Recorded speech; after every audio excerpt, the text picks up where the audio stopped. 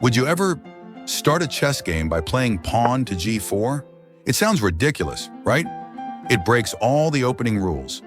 But stay with me, because today I'm going to show you how this wild opening, the Grob's attack, invented by international master Henry Grob, can terrify beginners, create pure chaos on the board, and even win games in 10 moves or less, if you know the hidden traps.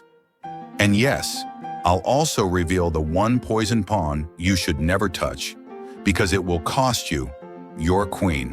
White begins with 1g4. Right away you're saying, I don't care about the center, I'm going to attack you on move 1. This will confuse black, and the majority of players will play their pawn to d5, taking control of the center and attacking your g4 pawn. Now your pawn is under attack, but instead of defending, you'll bring out your bishop. The opponent will get a pawn for free and capture it, but then you push another pawn, offering yet another pawn by counterattacking the center immediately. Black gets greedy and captures the c4 pawn. Looks safe, right? But watch what happens. You take back their pawn and set a trap. When they move their knight, you capture their rook. But here, you must be careful, because once they recapture, your rook is also under attack. You can simply push a pawn to block the attack. At the same time, we're creating threats. As soon as the opponent tries to defend, you strike with another move. Now their pawn is attacked and their knight is pinned. You've already won an exchange, which is a very good advantage. If we step back and imagine that your opponent plays smart and does not capture your pawn, but instead defends, then there are 3 different possible continuations. Let's cover them one by one. Suppose they push this pawn to c6. In that case, you bring your queen out. This creates pressure on their pawn and also targets another weakness.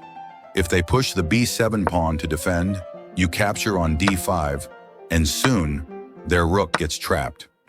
Even after exchanges, you'll be left with an extra piece, a huge advantage, and you can easily convert this into a win. Suppose they defend differently, this time with the e-pawn. Then you still play queen to b3, putting pressure on the b7 pawn. If they push forward, you capture. After pawn exchanges, this time you capture with your bishop, with a double attack on the rook and the f7 pawn, and eventually their knight falls for free. From here, with an extra knight and pawn, you can easily win. If they defend yet another way, with their knight, you again bring your queen out, putting pressure, so black just plays a 6. But here comes a common mistake.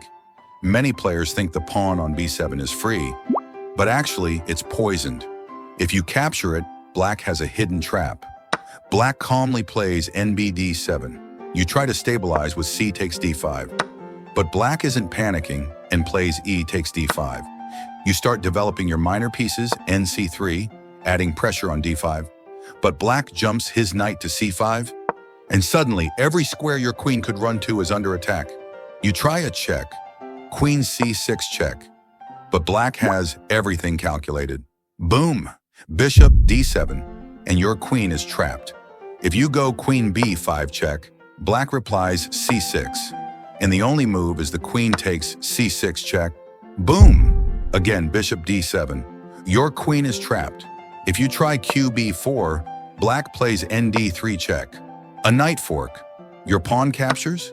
Bishop takes b4. Queen, gone. So instead of queen takes b7, you can capture on the d5 pawn.